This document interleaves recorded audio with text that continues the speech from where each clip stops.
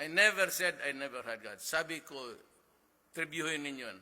Your God is not my God. Your God is stupid.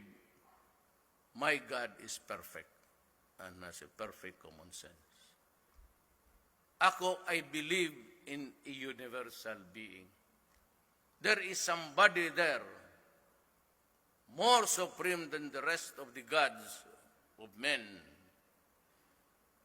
Mayroon talaga dyan. Kasi pag hindi, with all the billions and trillions of stars, kung walang nagkukontrol niyan, sumabog na tayo lahat. Paano ka na yung Diyos mo pinako sa krus? Nakakawala ng bilib. Ako ang Diyos tapos ipako mo ako? Putang ina. Sabihin ko, lightning, ubusin mo ito, sunugin mo lahat ng mga irihes. Who is this stupid God? Stupido talaga itong putang akong ganun.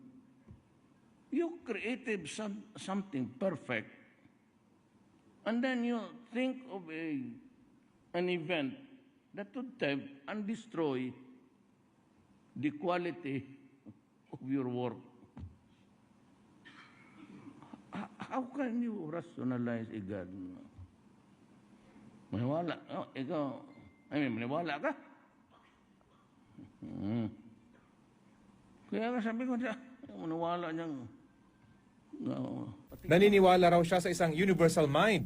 Pero I believe there is a universal mind. But to what extent is the influence of that? I have this faith and abiding thing about.